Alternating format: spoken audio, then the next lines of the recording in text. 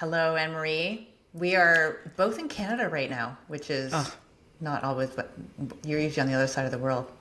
This is a really nice, manageable time difference. Yeah, yeah. I know it's not the most ideal thing, the ideal reason why you're back here, but I wanted an opportunity to chat while you're here in the same time zone. It's always easier to connect. So thanks so much for taking the time. Oh, thank you so much. I'm always happy to talk to you, no matter what's going on in my life. Yeah. So we had a nice long chat beforehand. We were saying maybe we should have pressed record, but we ended with you saying this is the year at Hot Flash Inc. that we're putting our vaginas first. So before we go there, because I had to drop that nugget, but what's your background? What is Hot Flash Inc.? And then we'll talk about putting vaginas first. Okay. So, like many of us in this age group, I didn't even know what perimenopause was. I knew about menopause, but I didn't know about perimenopause. So I had sort of an epic perimenopause without knowing it. I just hit a wall in my early 40s and I felt like I was going crazy. You know, I had now what I know are very typical symptoms from declining progesterone, like just massive anxiety and panic attacks and nightmares and waking up in the middle of the night and fear of flying. And then all those other weird symptoms like tingling on my head and chest pain and neck tension and terrible headaches, like on and on, right? For 6 years. And then I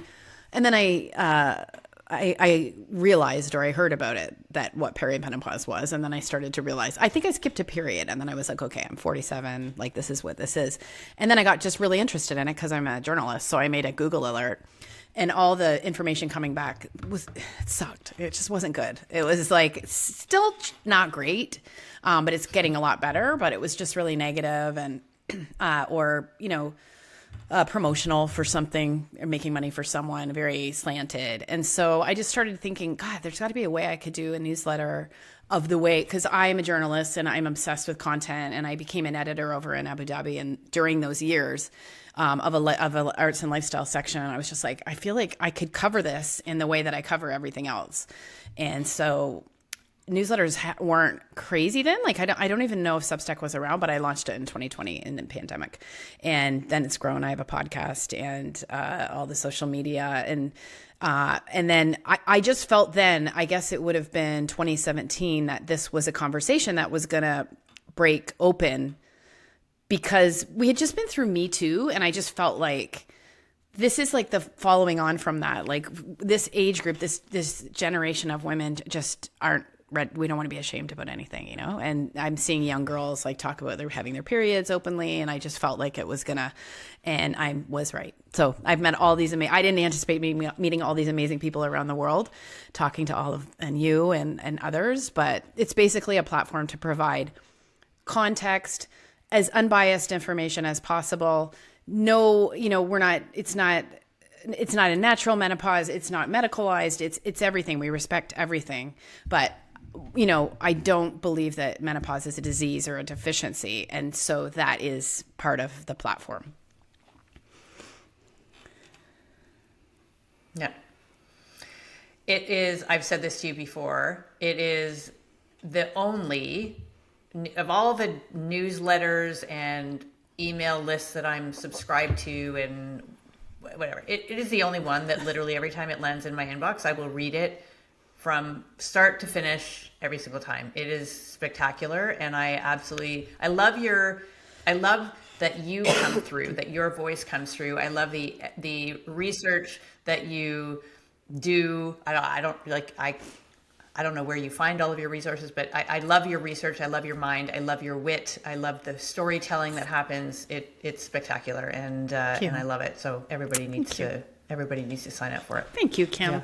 I appreciate it. So I'm putting the vagina first over here for just one more second, because You said one other thing, and you said you had a sense that this conversation was going to explode. You saw the Me Too movement, and you sort of knew that this was going to happen. So what do you feel fueled that explosion of this conversation around perimenopause and menopause? Well, I think we're just not quiet about things. Like we're just, Gen X just isn't having it.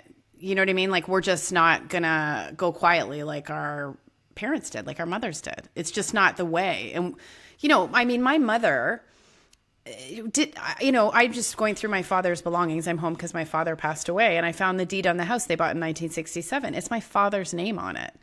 You know, my mom didn't have a credit card then. Like that is just one generation ago. And look what we do. You know, I've never even been married or had kids, but that's a bigger thing. But I'm just saying we're so different.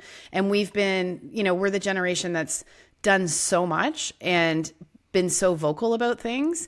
And, you know, when you talk about me, you know, we would have silently borne like sexual harassment probably, but we're watching Me Too going like, not anymore, not for my daughters, not for my nieces. And so I just feel like you had celebrities, you know, you saw. It's funny because when I went into this in 2017, and when I started it in 2020, even, I was so annoyed because you'd look at the fitness magazines and they were putting celebrities in their 40s and 50s on the covers of magazines, which I found really interesting. Now they're doing it all the time. And why are they doing that? Because we're a huge demographic and it makes sense. But they weren't ever saying anything about perimenopause or menopause yet. And I remember Naomi Watts, who's since launched Stripes, was on the cover of Women's Health. And she even said in it, I started a skincare store because, you know, I was having hormonal problems, and the reporter didn't even ask her. And I could just see like she wanted to talk about it. And probably this was a 25-year-old magazine reporter that didn't ask her about it. And I felt like if we could get celebrities, and I think Viola Davis had already done her Jimmy Kimmel interview maybe by then, but there was just little signs that it was going to happen. And yeah, that's kind of, I just feel like we're really, Gen X has been through it all, right? Like we've been through it all, but we also, I think, have had very hard perimenopause situations because we had hard childhoods with adverse childhood experiences, and we've been really hard on our bodies, and we went through the work hard. You know, you have to produce, like we've just got so much stuff in our heads that's like, I think maybe the younger generations might not have, I'm hoping. So that's a lot of word salad I just gave you, but I think there's a whole bunch of reasons.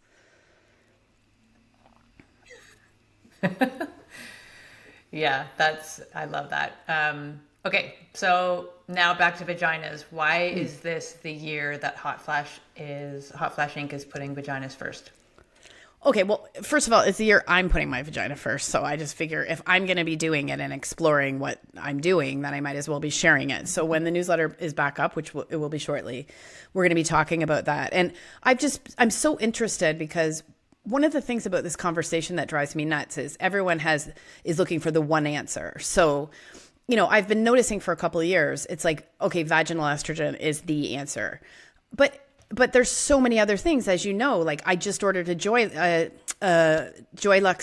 V-Sculpt, the red light therapy machine that you talked about on my podcast. I'm having people coming to me with all sorts of devices. I'm interested in lasers and ultrasound therapy.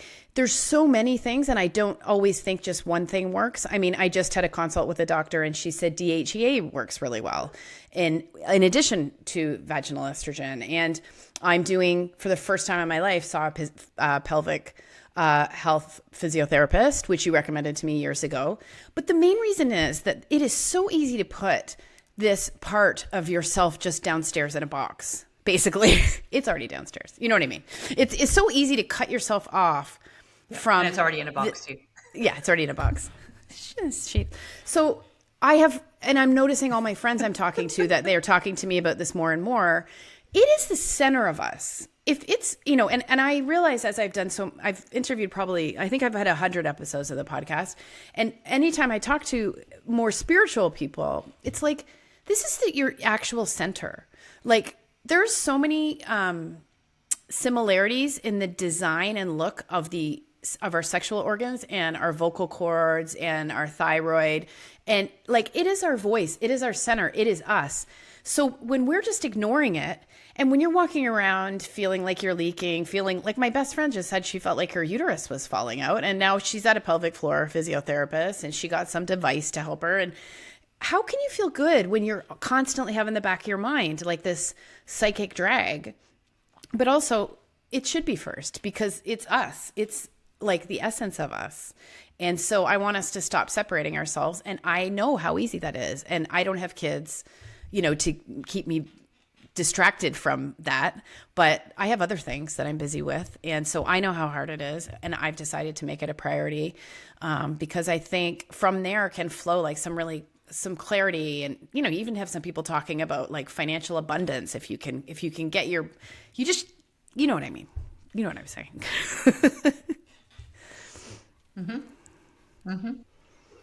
I know what you're saying. We have a little bit of a delay here, a little bit of a drag, which we'll be able to edit out. But I know, Okay, good. Hopefully, I don't speak over you too much. But yeah, I know absolutely what you're talking about, and that distraction that people have when, we put a pad on and we can manage the leaks, and people can usually put up with that. But once it gets, perimenopause, menopause, and now it's a much bigger problem. Now we have vaginal dryness and burning and irritation, and now we have prolapse, and now we have painful sex, and it starts to compound, and it's not something that we can ignore anymore. And a point that you made that I think is so important is it's not just one thing. It's not go home and do your Kegels, which so many of us have heard the Kegel reference for years and years, if anything. And Kegels are great. Like, Kegels are evidence-based. They're super helpful in many ways, but it's not the only thing. And taking a multifaceted approach, and I always say sometimes when I'm talking to people, I'm like, you can try this and you can try this. And I think, gosh, I'm giving them this big, long to-do list on top of their already long to-do list. But I ask them to also reframe it and say, these are all opportunities that you can try or not try. That choice is yours. And maybe one of these things will provide you some relief. Maybe it'll be a combination approach, and a few of them together will. But know that you have options and you have resources and opportunities. It's not just go home and do Kegels, and if they're not working, then sorry, you're out of luck. Well, yeah, because Genitoury syndrome of menopause has got so many different things. And I think people think of it as like the urinary stuff and the pelvic floor stuff. It is huge, but there's just so many other aspects to it. And then where I like to think I come in is that there's all these competing interests too. Like, I feel like it serves interests if people are trying to say, all you need is vaginal estrogen. All you need is a pelvic floor physiotherapist. All you need is this. All you need is that. And then you hear someone saying, lasers are a scam. Ultrasound is a scam. Red light therapy is a scam. Like, this is what this whole space is like, where I believe in my life, any health problem I've had has always been a number of different things I've done. And even, I had a big sort of health problem last year, and, it was complicated, and it was like thyroid, liver, gut. It was everything you can imagine. It wasn't just the great doctor I found. It was the somatic work that I did. It was the breath work that I did. It was a bunch of stuff. You know what I mean? It was just like writing in my journal and going for walks. Like, I couldn't really pick one thing. And so when it comes to your vagina, there's so many different things. Like, and it's admitting to yourself, like, I'll just be frank and say one of the things that bothers me is that I have like sort of muted orgasms or disappearing orgasms. A lot of women have this. And I didn't even know this was a thing until I was interviewing a nurse practitioner in Nashville, and she was talking about it. It like stopped me cold, like muted orgasm. Wow. Like, that is a thing. So I'm trying to address that with red light therapy. And that's why I was talking to the doctor about DHEA. She said DHEA is actually quite helpful with that. And if you do and then the pelvic floor specialist said if you use estrogen and do the Kegels, that you could probably get your orgasms back the way they were. And I'm like, okay, I would love that, because I think that would make me a lot happier. But that sounds incredibly complicated, right? Like, but it's really not. It's just the legwork. But I think when you said opportunity, I really like that, because you have to put yourself first to do that, right? Like, you have to. And we don't always do that as women. Like, we don't always think we're worth it. And I'm here going through all my father's affairs and taking so much care because I want to do it perfectly. And I'm even thinking to myself, like, you need to start taking this much care with your own financial affairs. Like, you're doing this for him. You need to do this for you. And I think that if we can do this for ourselves, it will go so far to building up like our own self-esteem and belief in ourselves and confidence too. Like, I think it's multi-layered. It's going to help you, and it's going to help you.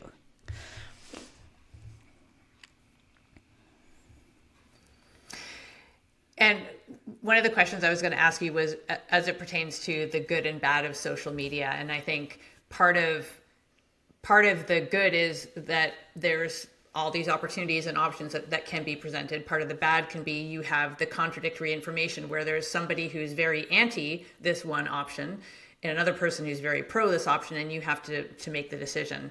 I recently had somebody on the podcast who does vaginal steaming, and she actually created this incredible vaginal steaming device that has red light therapy, that's temperature controlled, and trying to address all of the naysayer information out there. It's going to burn your vagina, it's going to do all these bad things. And I had always wanted to have somebody who would talk about yoni steaming or vaginal steaming, and I hadn't found the right person until I found her, and I had her on, and it was debunking a lot of these myths, because I would say there's more people in that is the worst decision you could ever make for your vagina. But I also look at it and say, I actually really love it. And I think the principles behind it, and coming back to the spirituality and our center and honoring this part of our body, it deserves some exploration. And so what do you feel like, is that what your experience has been with regards to messages and social media? What's the good and bad that has happened in the perimenopause and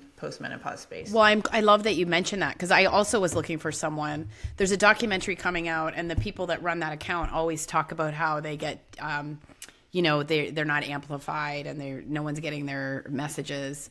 I think vaginal steaming is I don't know. I don't even know what to call it, because people freak out. But yoni steaming, I think that is the most fascinating touch point for this.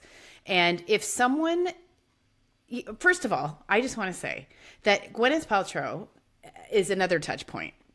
People go absolutely mental about her. And one of the reasons people go mental about Gwyneth Paltrow is a long time ago on their website, they mentioned yoni steaming. That's like, and now you'll still see reporters write, Gwyneth Paltrow, the proponent of yoni steaming.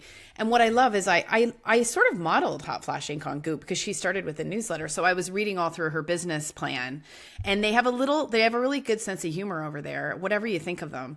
And they had a little thing that said, we've never written about yoni steaming.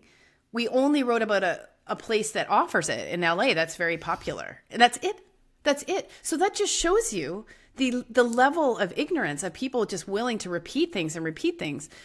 Like, you're going to burn yourself. What am I in? I know there's people who aren't very smart out there, but I tried it because I got some herbs at an event, and I put the bowl in the toilet. Like, I'm not going to, you know what I mean? I'm not going to, I just think it's so typical of humans, though, because tell someone a new idea, tell someone something cool, and 99% of people will tell you why it can't work, what's wrong with it, before they know anything about it. And so to me, it really separates the thoughtful, curious, open people who don't just knee-jerk against anything interesting. Like, there's a prominent person on social media, and this has nothing to do with perimenopause really, but it was ice baths. I guess some new research came out about ice baths, and they said, go figure, ice baths don't work. And I just laughed, because I was like, well, they work for me. They make me feel really good. And this just, this is just out there, Kim, right? It's like vaginal steaming is bad. What are some of the other touch points of things that are just bad? Compounded hormones are bad, but I went and talked to the Compounding Alliance and some very professional people over there, and learned all about how compounding hormones are very helpful for millions of people. And now I notice that the doctors who actually I've seen say compounding hormones are a scam, I've seen them hold up their compounded testosterone. So I feel like saying, oh, it's a scam, but it's not a scam when you want your testosterone. Like, there's so much nuttiness like this. And to me, it's like, okay, you're a person who talks about that, then you're a person that I add a bunch of grains of salt to whatever you say. Another one is the Dutch test. Anything to do with the Dutch test that measures cortisol. I mean, I had someone I thought was really cool, and she said, oh, it's just, she swore. She says, bullshit. It's nothing. And I was like, okay, well, it's not, it's not. And so, yeah, I mean, there's so many of them. What other ones are there? There's just so many that people go crazy. Oh, pellets, compounded pellets, which are the devil, except that I talk to loads of people that use them and they help them greatly and they work for them. And you have to be careful, so it's just like, what? I don't know. You must find this too. Yeah. Yeah. Anything new? 1,000%. And I get all the lists that you've just said. Yeah. And I think it's, I appreciate opinions and I appreciate hearing the two sides, and I'm glad that those conversations exist. I think that the challenge is that by saying that they're so bad, that they're somehow like, it just makes it more confusing for the person. So now they're thinking this could be an option for me, and now they see oftentimes that's what's highlighted is the bad, the ugly, and it's what social media loves when it's negative, right?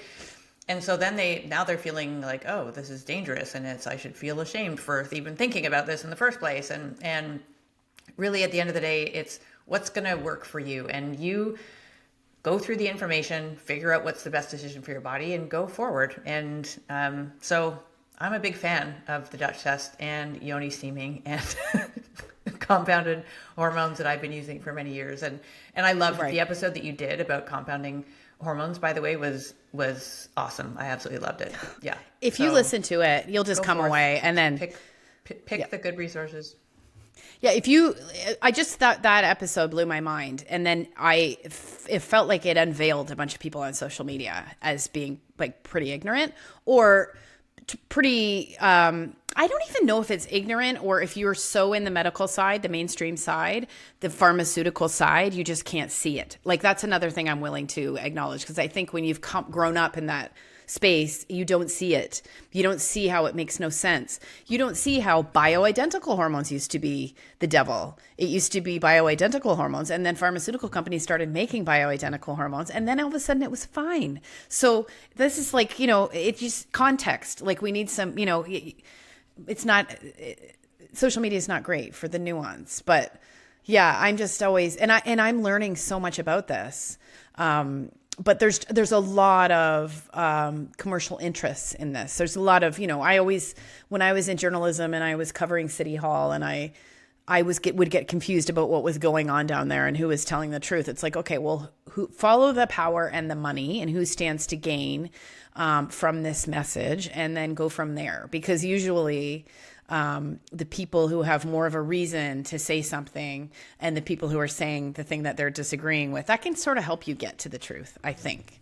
But I do think that big business interests are playing a big role here. And I think people think I'm anti-HRT because one of the things that's driving me crazy, and you probably know this, is like the all HRT all the time. And I've started calling some of these doctors estrogen maximalists after the crypto space. I call them E-maxis, but they're just like, estrogen will save everything. Estrogen will save everything. And sort of not much attention paid to any other hormones other than, like I've interviewed so many people in my podcast where it was clear they're only really sort of knowledge of progesterone or progestogens is to oppose estrogen. And that's sort of shocking if these are people that are in this space to talk about it. And then the nuance of that is like, I just did a consult with a doctor about my own situation. And she said, your adrenal fatigue, which is another phrase that will make people crazy. But she's like, I don't really think the estrogen patch would be great for you because you need estriol as well as estradiol. And there is no estriol. And she's like, we'll go do some phytoestrogens before, but down the road, the reason you might want to go to compounded is that it has estradiol and estriol. Now, is she scamming me? Like, no, I don't think she's scamming me. She's saying this is a layer that you need because you really don't have any estrogen at all. And if you were to add it in, you need both of these. So, that's not what you hear. That's not what you hear at all. But that's kind of a nuance that's really difficult to explain. So I'm just trying to walk through it myself. And, but boy, there's a mean girls club out there, Kim. 1,000%, which leads me to my next question. Where do you always, you're very evidence informed. You present the facts. What are your favorite resources? And some of them may not be accessible for everybody, but from a social media perspective, maybe what are your favorite resources for people to, that you have seen a balanced presentation other than your own newsletter? Where do you go? Yeah. Marianne Jacobson is a dietitian, Midlife Strong. She is awesome. Like, I'm obsessed with her newsletter, and she is very much convinced, as I am, that this, like, I almost want to change my tagline for Hot Flash Inc. It's not all hormones, but that's like so controversial right now because the message is it is hormones. Don't let any, there's huge doctors stitching videos with other functional doctors trying to say, like, let's get to the root cause. And they're like, it's just menopause. So I really like her because she talks about like such important stuff like nitric oxide and like all this stuff that we need to be talking about in our gut health. And we're not even beginning to talk about gut health. My God, like that's a crazy, I mean, I've had my own experience with it. I have a expert panel. You're on my expert panel. Whenever I talk to someone really smart, really curious, really open-minded, and you have to be humble because if you have an ego, like I know, you're not going to learn and you're not going to be open. And this space is wide open. We don't have enough research. We're just at the beginning. We know what's happened with women's health research. I keep saying there's 1 million studies on pregnancy, and like, I think it's like under 100,000 on menopause and under 10,000 on perimenopause. So no one knows anything for sure. So I have a bunch of experts on there that I would go and follow on social media because they are people that I have found to be very open-minded. And there's probably some conspicuous absences on there or people who you might think would be on there, but they're not. And then I follow the guiding bodies because I think they're all we have. There's no guiding body in the world that's recommending hormone therapy to prevent dementia or cardiovascular disease at this moment because this research isn't really definitive. And although you hear a lot of people saying that it is. And so, maybe there's reasons why they're not doing that because anytime I say that, I'll get someone in the background writing to me at DM saying, oh, you don't know, because then it would be insurance and yada, yada, yada. But they are looking at the research. And so I feel pretty confident in drawing them in. Those are kind of, and just primary resources, reading studies, which is hard. It's hard for me. I'm still learning how to read clinical studies. It's hard to get access to them. And I think that's about it. There's more. I read everything, but it's just amazing to me how it's just amazing to me how many people don't cast a wide net. When I was an editor, I would say to the reporters, you have to cast a wide net. You've just gone and done like a small, narrow piece of this. This is why I'm a crazy person, because I can't just do something simply. But it makes me, one thing that's making me crazy lately is that they always say only whales and humans go through menopause, right? That's like accepted as truth. Only whales and humans go through menopause. And I've had people on Instagram say, why are you so obsessed with this? It's because it's not true.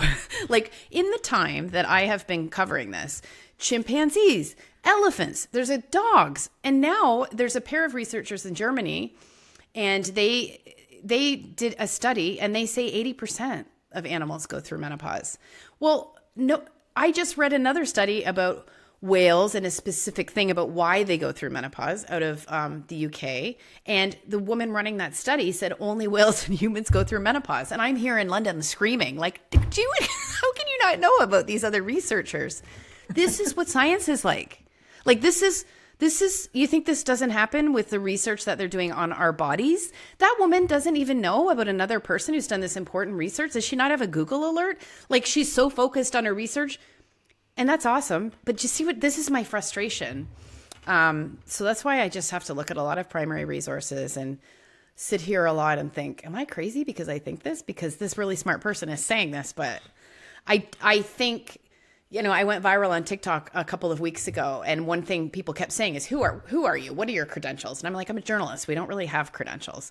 And they're like, well, you're not a doctor or a scientist. And I'm like, no, I'm not. But I sit up here and I can look and see gaps. And I'm not saying like I'm an all-knowing person, but because I'm not immersed and because I don't have those biases that are brought by my trade, by my practice, I could see those things. That's not what you asked. I just went off on a big tangent there, Kim. I'm sorry.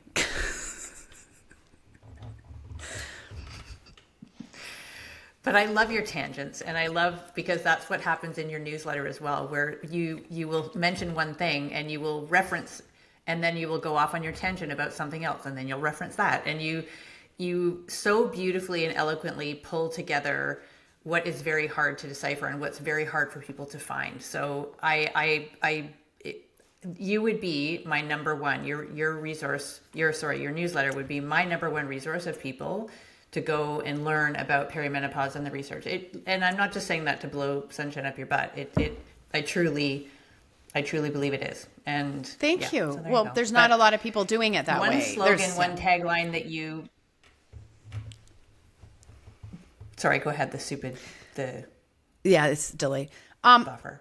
Well, that just shows you that there's not very many people looking at it this way, right? Like I named Marianne Jacobson. Everyone else has got sort of an angle or a slant or a way of looking at it. So I think we need more people like that. So if there's anyone out there, get going. Yeah. One thing that you say, you have a slogan, I think you might have even made a shirt, I'm not sure, but you say, "This is going somewhere good." Where did that stem from, and where do you feel we're going? Okay, so when I realized I was in perimenopause, weirdly, when I was 45, I was like, oh, I need to prepare for this menopause thing. So I read a chapter in, well, she's been canceled now, but I think her menopause stuff is great. Christiane Northrup. She's the anti-vaxxer devil woman. You can't even mention her name, but I am mentioning it because her menopause work stands, and I don't like when people are canceled. Anyway, I went back and read the chapter of her book at 45, and then I closed it. I'm like, this sounds awesome, because one of the things that's great about her is the way that she framed menopause. And she talked about the hormonal changes and what happens to your FSH and your LH. And she drew diagrams. And she said, basically, those great days after your period, when you feel like you're on fire and you're so energetic, that's what ends up happening to your body after menopause. And I was like, well, that's amazing. And it was the first time I thought, I'm not going to have this roller coaster of like PMS and everything I always dealt with. So I closed the book. I'm like, this is great. Not realizing that I was in the middle of a raging perimenopause, and that all of these, because she didn't really talk about that in this chapter.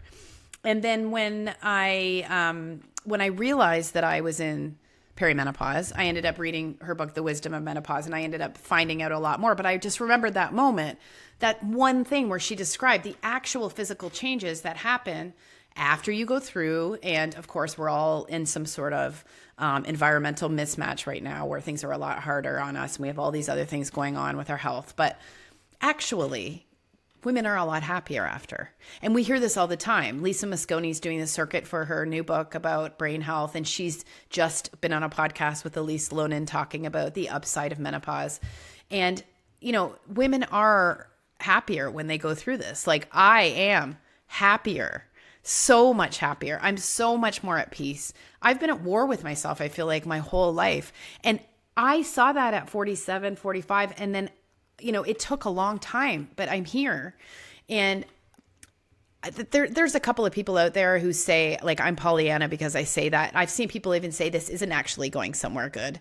And it's like, well, I don't know what you're trying to do, but there is a lot of money to be made in making this sound like a miserable thing, right? Because when you instill fear, uncertainty, and doubt in people, then I just think they're much more likely to believe you and freak out and buy something. And that's not what I'm going to do. And I'll maintain it till the end. And it's just become true. I mean, I would have said if I was more miserable now myself personally, I would say I was wrong. It doesn't go somewhere good. I'm just a miserable thing. But how many... And also my friend in her 40s, she hung around this group of older women, and her husband called them the menopause. So that's where I got menopause and perimenopause.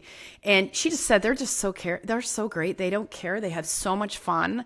And then I started to see these women all over. And so, this is the thing that gets lost. And this is the thing that people don't always like talking about if their business is tied up in making you think that this is a experience of misery and you need them to get through it. There's lots of doctors talking about how you lose your estrogen and that's it and it's over. And I just feel like those kinds of information providers are so short-sighted, because it is most definitely a transition, and that's proven in the evidence in all sorts of realms. So yes, it's a tipping point, and yes, you can have health problems and psychological problems, but overall it is going somewhere good.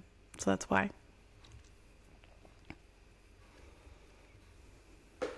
I love that.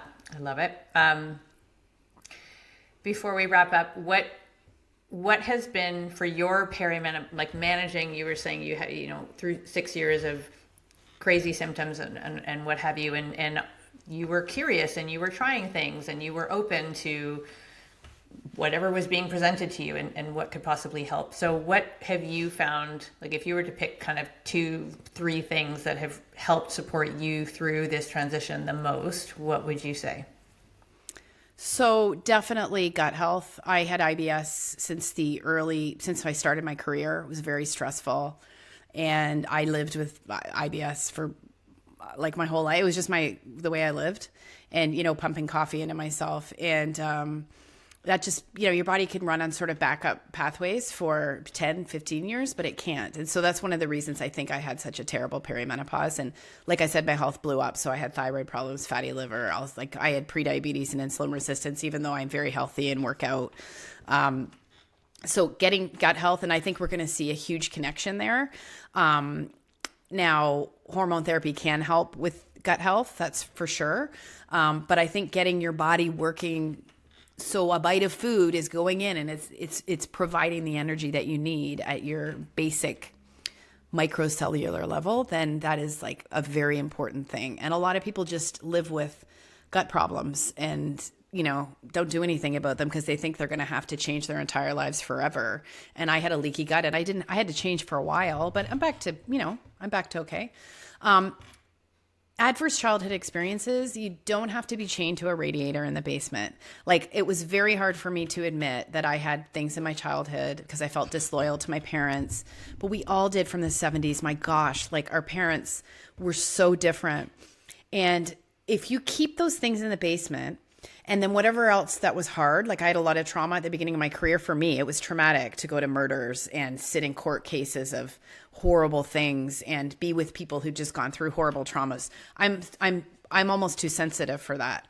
And so I didn't ever feel my emotions. I stuffed them. I overate, I drank, I shopped, I would go get massages. Like, I would have told you I wasn't, but I wouldn't feel an emotion. And I thought they were going to wash over me. And that's the most important work I've done, is learning to feel and process my emotions. And even now when I'm grieving my father, it's 1,000 times different than when my mom died 27 years ago, because then I just would do anything not to be upset. And now I know. So people are just afraid to cry, right? Like they think they're going to cry forever. And this is just so simple, but so important. And I really think I had a lot of my psychological issues that I had in early perimenopause were, when that progesterone drops. I think that it might have been easier if I dealt with my gut health and adverse childhood experiences. And I really wish I'd known about progesterone then, because I think that would have really helped me with some of that just like really bad panic that I had and those nightmares. I think if I'd been able to do that. But those two things, physical, deal with your gut, and deal with your stuff.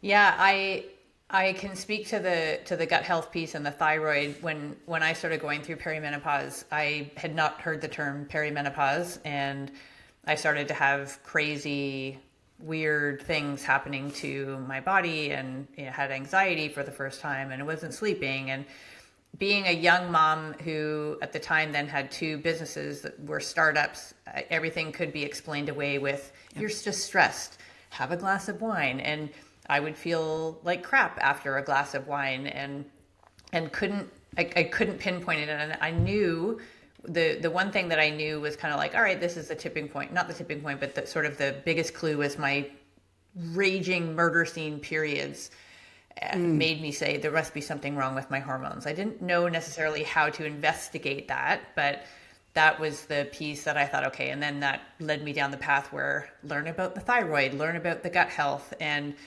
I would say I was in the same camp as you, where never heard the term gut health, hadn't even ever given it any thought. All of a sudden I was dealing with constipation for the first time in my life.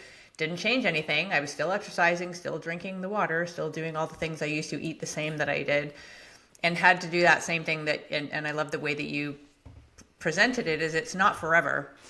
It was a kind of a 3-year period of I needed to make some really big changes with my diet and what I was doing with my lifestyle, and it went somewhere good. It went somewhere good, and I love that. I love that slogan. So I will preach that, yeah, it is going somewhere good, and be patient, but also be curious along the way, because there are opportunities and options and people and resources that could plant a seed that maybe yoni steaming is going to help you. Maybe progesterone is going to help you. Maybe better sleep or adverse childhood experience support is going to help you. And find the one that, and be curious to go and give it a try. You never know.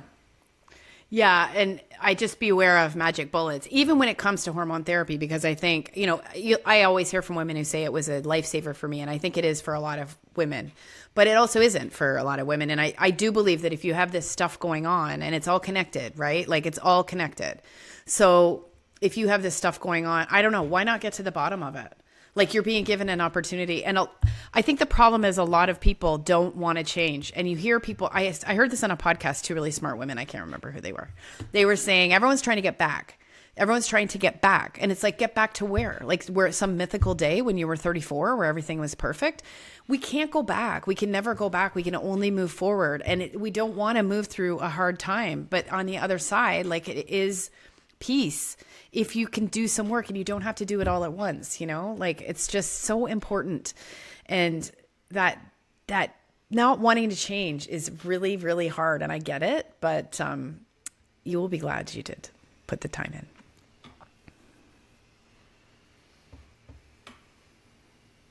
That's a great way to end off. I love that closing message. Where can people sign up for your newsletter, follow along your journey, and learn more about you?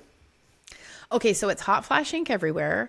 I'm active on social media right now, Instagram and TikTok. We're taking a little break while I'm going through this on the Substack and the podcast, but I will be back probably at the end of April with podcasts and with the Substack newsletter. And over there, it's I have a free weekend newsletter, and then I have a paid subscription that's going to take a deeper dive in the middle of the week and some more stuff. Substack is a really cool platform, and they just keep innovating as all these platforms do. So I'm going to be doing more to build a community over there and just go a little bit deeper than social media allows you.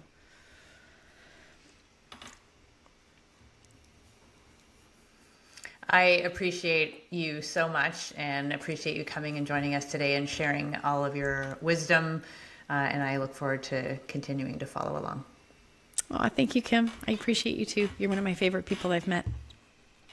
Well, not met, but met. You know what I mean? Someday. I almost met you in Toronto, remember? Oh, that was so close. Almost. Almost. Next time.